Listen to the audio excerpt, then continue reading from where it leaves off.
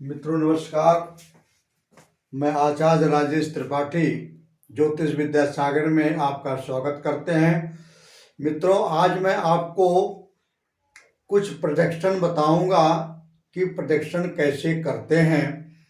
जैसे मान लीजिए, पिछली वीडियो में मैंने चर दशा के बारे में बताया कि चर दशाएं कैसी चलती हैं और चर दशा आप कैसे निकालोगे। उसी क्रम में आज मैं आपको स्थिर दशा के बारे में बताऊंगा। यदि आप मेरे वीडियो को परस्पर रोज देखते जाओगे तो सारी दशाओं के बारे में आप जानोगे। जो लोग सीखने वाले हैं उनके लिए बहुत बेहद फायदेमंद है, बाकी अपनी अपनी मर्जी। कोई भी प्रेडिक्शन, मुझे ताज्जुब होता है कि कुछ लोग केवल पराशरी से ही पूरा प्रेडिक्शन कर देते हैं। हम लोग क्या करते हैं कि पराशरी को देखते हैं, पराशरी नियम लगाते हैं, उसमें जैमिनी नियम भी लगाते हैं। जैमिनी नियम नंबर 100% बिल्कुल ये सूत्र सफल होते हैं। और जैमिनी नियम को लगा करके और पराशरी नियम आप लगा दिए, दोनों को मिक्सचर कर दिए, जो दशाएं कहती हैं वो होना ही होना है। बगैर सारी दशाओं की जानकारी का पूरा प्रेडिक्शन 100% ट्रुथ नहीं हो सकता। कुछ लोग तो भैया कुंडली को पहले ही देखेंगे, उसके बाद कह देंगे ये ऐसा वैसा वैसा, लेकिन ऐसा होता नहीं है। बहुत सारे पंडितों से, बहुत सारे लोगों से आपने पूछवाया होगा, उन्होंने बता दिया होगा कि दशा इस दशा में विवाह होगा। न वो शनि का गोचर देखे, न बृहस्पति का गोचर देखे, न तो स्थिर दशा ब्रह्मा रुद्र और महेश की पहचान है, न तो वो, लेकिन वो बता देंगे होगा, लेकिन होता नहीं है। कभी कभी ऐसा होता है कि लोग कहते हैं कि पंडित जी तो बताए थे ये होगा, लेकिन नहीं हुआ। तो इसीलिए नहीं हुआ कि सारी दशाओं का प्रेडिक्शन करने के लिए जब तक आप सारी दशाओं से कोई चीज नहीं देखोगे, सारी दशाएं मिलकर के जो चीज बताती हैं, अगर जैमिनी दशा में भी वही चीज बताती है, जैमिनी में भी स्थिर दशा और चर दशा दोनों चीज वही बताती हैं। पराशरी भी लगाइए, अगर पराशरी भी वही दशा कहती है तब तो वो घटना 100% होगी। चाहे शादी को ले लीजिए, चाहे बच्चे को ले लीजिए, बच्चे का जन्म, चाहे नौकरी को ले लीजिए, तीनों दशाओं, चारों दशाओं से हम जब देखते हैं। अभी एक दशा और आ रही है, कूर्म दशा। बहुत सारी दशाएं हैं, कम से कम 7-8 दशाओं के बारे में मैं आपको बताऊंगा। आज मैं कुछ स्थिर दशा के बारे में बता रहा हूं। पिछली वीडियो में मैंने चर दशा के बारे में बताया था। स्थिर दशा क्या होती है, कैसे चलती है, आप ध्यान से सुनिए। इसमें भी चर दशा की तरह आत्मकारक, अमात्यकारक, भ्रातृकारक, मातृकारक, पुत्रकारक, ज्ञातकारक, धाराकारक और ये 7, इसमें भी 7 ही कारक होते हैं। जैमिनी दशा, चर दशा और स्थिर दशा बिल्कुल सेम होती है। थोड़ा सा उसमें 3 कारक और निकल जाते हैं, 3 कारकों को और निकालना पड़ता है।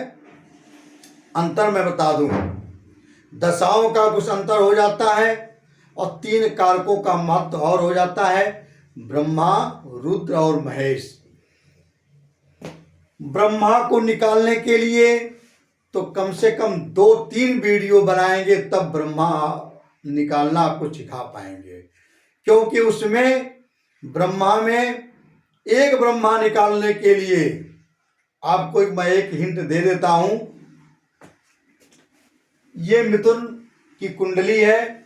ब्रह्मा निकालने के लिए हम पहले तो ये देखते हैं कि लगन और सप्तम में मजबूत कौन है। इनमें से जो मजबूत हो, अब इनकी मजबूती निकालने के लिए हम ग्रह बल देखेंगे और ग्रह बल के साथ हम राशि बल देखेंगे। जो दोनों में मजबूत होगा, प्रथम और सप्तम से ही ब्रह्मा निकलता है। इसमें से जो मजबूत होगा उससे हम 6, 8, 12 देखेंगे। अगर मान लीजिए लगन मजबूत है तो हम 6, 8, 12 भाव के स्वामियों को देखेंगे। अगर मान लीजिए सप्तम मजबूत है तो वहां से हम 6, 8, 12 के भाव के स्वामियों को देखेंगे। जो मजबूत होंगे भाव बल में और राशि बल में, एक वीडियो में इसकी बनाऊंगा कि जिससे केवल ब्रह्मा के बारे में हम बताएंगे कि राशि बल और भाव बल क्या होते हैं, इसकी मजबूती हम कैसे कैसे देखते हैं। ये कम से कम 2 वीडियो में बनाएंगे। एक वीडियो में राशि बल और दूसरे वीडियो में भाव बल। बहुत सारे इसके नियम होते हैं, फिर भी आज आप एक संकेत के रूप में देख लो कि लगन और सप्तम में जो ग्रह मजबूत हो, जो भाव मजबूत हो, उससे 6, 8, 12 के स्वामियों को हम ब्रह्मा बोलते हैं। ब्रह्मा सारे ग्रह हो सकते हैं, शनि नहीं हो सकते, क्योंकि शनि का काम सृजन करने का नहीं होता, निर्माण करने का नहीं होता। ये सूत्र है, वैदिक सूत्र है ये। राहु केतु की गणना हम जैमिनी में तो लेते ही नहीं, राहु केतु तो पहले ही छूट गए। शनि भी ब्रह्मा नहीं बन सकते, रुद्र बन सकते हैं, महेश बन सकते हैं, लेकिन शनि ब्रह्मा नहीं बन सकते। और देखिए अब रुद्र हम कैसे निकालेंगे। रुद्र को निकालने का एक सूत्र मात्र देखिए। लगन कुंडली में द्वितीयेश और अष्टमेश, द्वितीयेश दूसरे घर का मालिक और अष्टम घर का मालिक, इन दोनों में जो मजबूत हो, जो बलशाली हो, द्वितीयेश और अष्टमेश में जो बलशाली हो, ग्रह बल में और भाव बल दोनों में जो बलशाली हो, उनको हम रुद्र बना लेते हैं कुंडली में। वही कुंडली का रुद्र होता है। अब महेश्वर कौन होते हैं। आत्मकारक से अष्टमेश जो होते हैं वो महेश्वर होते हैं। रुद्र और महेश्वर दोनों शनि हो सकते हैं, केवल ब्रह्मा नहीं हो सकते। रुद्र और महेश्वर दोनों शनि भी हो सकते हैं, राहु केतु तो होते ही नहीं। इस कुंडली में देखिए ब्रह्मा बता दूं कौन है। ब्रह्मा मंगल जी हैं। मंगल जी सप्तमेश और अष्टमेश, प्रथम लग्नेश और सप्तमेश में, और वहां से 6, 8, 12 हम मंगल जी छठेश हैं और ये सबसे मजबूत हैं, इसलिए इनको हम ब्रह्मा मान लिए। ब्रह्मा जी इस कुंडली में ब्रह्मा हैं, मंगल जी। रुद्र को द्वितीयेश और अष्टमेश में जो प्रबल हो, तो अष्टमेश प्रबल है। अष्टम के मालिक शनि है, इसलिए शनि को हमने रुद्र बना दिया। और महेश्वर कौन होंगे। आत्मकारक इस कुंडली में कौन है, शनि जी हैं। आत्मकारक से अष्टम में कौन है, आत्मकारक इस शनि में, यहां शनि आत्मकारक भी है, रुद्र भी है और महेश भी है। 1, 2, 3, 4, 5, 6, 7। अच्छा, इसमें आत्मकारक जो है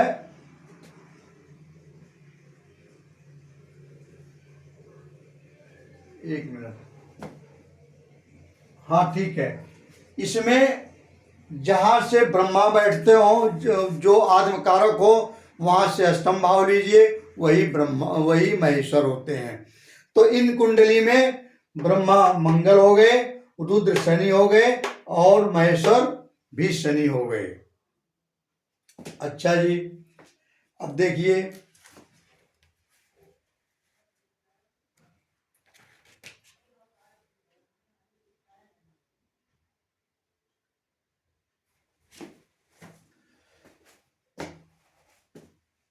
इनकी दशाएं कैसी चलती हैं। चर की तरह इनकी दशा भी होती है, थोड़ा सा भिन्न होती है। जैसे चर में मैंने आपको बताया था कि जिस राशि में ग्रह बैठता है उसमें सभ्य और अपसभ्य नियम मैंने आपको बताया था। जिस राशि में जिस भाव में ग्रह बैठे हैं वहां से आप काउंट करते जाइए, सभ्य या अपसभ्य रूप में। मैंने पिछली कुंडली बनाया है, उनको आप एक बार पुनः देखिए, सभ्य और अपसभ्य क्या होती हैं। वहां से आप काउंट करिए, जहां वो ग्रह का मालिक बैठा है उतने साल की उसकी दशा होगी, उसमें से एक माइनस करते हैं। लेकिन स्थिर दशा में ऐसी नहीं है। स्थिर दशाओं में दशाओं का प्रयोग आप कैसे कराओगे, उसको हम कुंडली को 3 भागों में विभाजित करेंगे। चर राशि, स्थिर राशि और दुस्वभाव राशि। अगर ग्रह चर राशि में बैठा है तो चर राशि की दशाएं 7 साल की होती हैं। अगर ग्रह कारक स्थिर राशि में बैठे हैं उनकी दशाएं 8 साल की होती हैं। अगर ग्रह दुस्वभाव राशि में बैठे हैं तो उनकी दशाएं 9 साल की होती हैं। 7 8 9 7 8 9 7 8 9। फिर से सुन लीजिए, अगर ग्रह 3 चर राशि में है तो दशाएं 7 साल की होंगी। स्थिर राशि में है तो दशाएं 8 साल की होंगी। अगर वो दुस्वभाव राशि में है तो 9 साल की दशाएं होंगी। अब दूसरा नियम सुनिए कि जिस पर रुद्र और महेश की जिस भाव पे नजर पड़ती है, दृष्टि पड़ती है या बैठे हैं, उस भाव की जब दशा आएगी तो निश्चित कुछ न कुछ परिणाम अशुभ निकलते हैं। अब जैसे इस बालक की कुंडली में हम देखते हैं कि प्राथमिक शिक्षा तो ठीक चली लेकिन बाद में अवरोधक हुई। एक मैं बता देता हूं आपको ये कैसे हुआ। हाँ, ब्रह्मा जहां से जहां बैठे होते हैं वहीं से इनकी दशा शुरू होती है। चर राशि में हम लगन से ही दशा शुरू करते हैं, लेकिन स्थिर राशि में जहां ब्रह्मा बैठते हैं वहीं से हम दशा स्टार्ट करते हैं। तो ब्रह्मा इनके मंगल जी हैं, मंगल जी कन्या में बैठे हुए हैं। कन्या में दुस्वभाव की राशि है तो दशा इनकी ब्रह्मा से ही स्टार्ट होगी। ये दुस्वभाव, कन्या दुस्वभाव की राशि होती है। इसके दशाएं मैंने आपको बताया कि 9 साल की होंगी। तो कन्या से जब दशा इसकी स्टार्ट हुई तो कन्या की दशा चली 9 साल की। कितने की? 9 वर्ष की। 9 वर्ष की आयु में इनका कन्या की समाप्त। और कन्या की समय में क्या हुआ आप देखो। कन्या को कौन कौन से देख रहे हैं? एक तो ब्रह्मा बैठे हैं और दूसरे रुद्र और शनि तीनों बैठे हैं।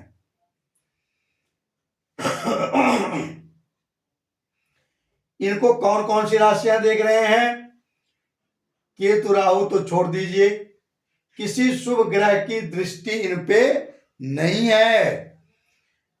भाई दुस्वभाव राशि को दुस्वभाव राशि ही देखते हैं। तो दुस्वभाव राशि कौन हुई?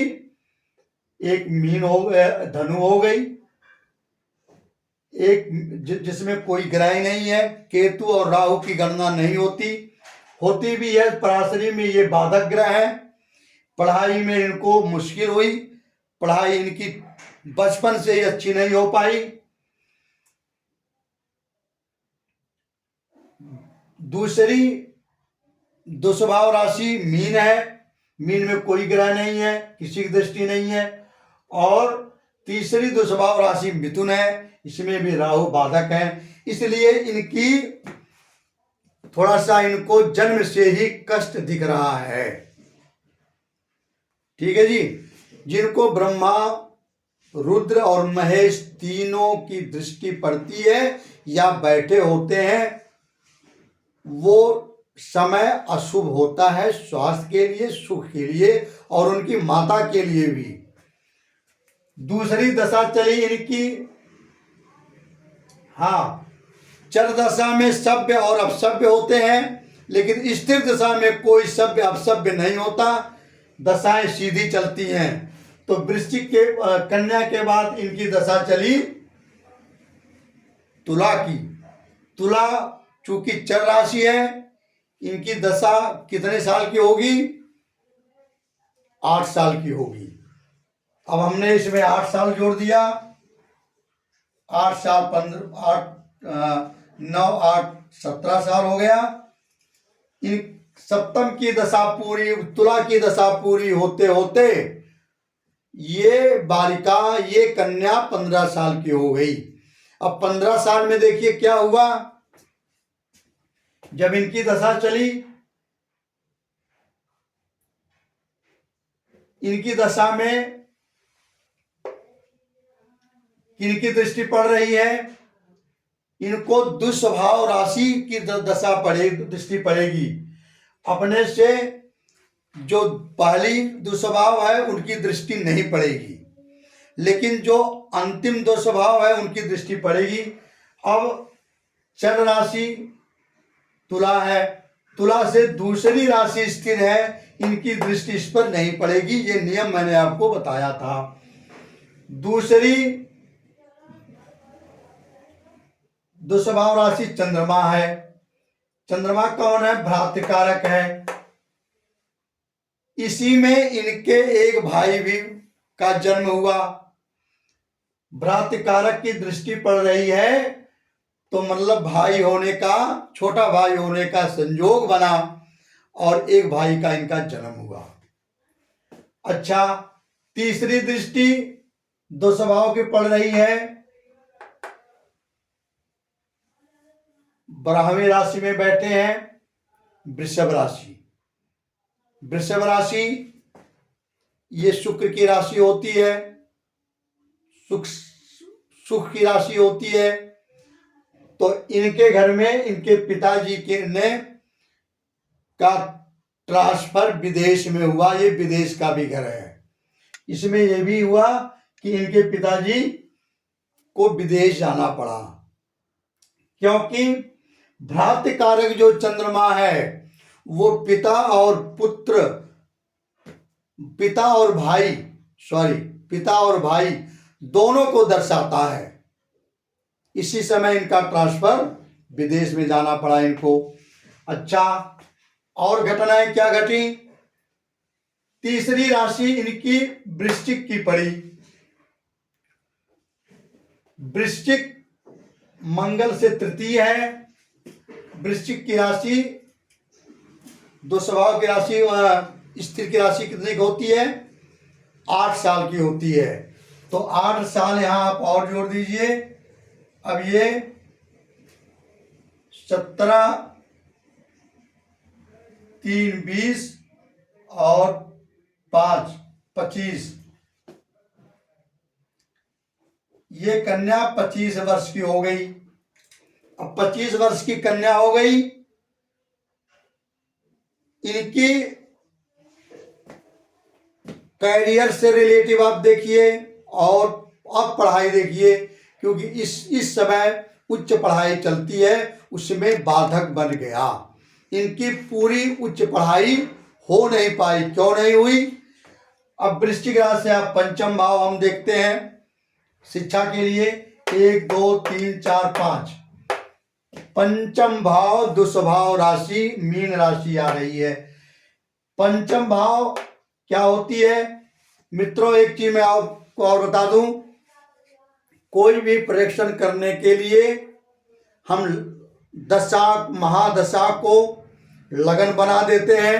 उनसे पंचम भाव शिक्षा का हो गया, 10वां भाव कैरियर का हो गया, 7वां भाव विवाह का हो गया, जो लगन बना के हम पूरा परीक्षण कर सकते हैं कि जो अच्छा बुरा कैसा होगा। तो इसमें पंचम भाव में देखिए वृश्चिक की जब महादशा चली तो वृश्चिक से पंचम भाव में मीन राशि है, जिसपे ब्रह्मा रुद्र और महेश तीनों की दृष्टि पड़ रही है, क्योंकि राहु की भी दृष्टि पड़ रही है, केतु की भी पड़ रही है। भाई दुस्वभाव राशि को दुस्वभाव ही तो देखेंगे। तो अब इसमें इनको कौन देख रहे हैं, मिथुन एक दुस्वभाव से राहु देख रहे हैं, दूसरे से ब्रह्मा विष्णु और रुद्र, ब्रह्मा रुद्र और महेश ने देख लिया, और तीसरी दृष्टि केतु की पड़ रही है। इसी कारणवश इनकी उच्च शिक्षा नहीं हो पाई, वो बाधक बनी। अब इनके 10वें में देख लीजिए इनका कैरियर कैसा रहेगा, क्योंकि 25 साल में आदमी कैरियर भी बनने का चांस होता है।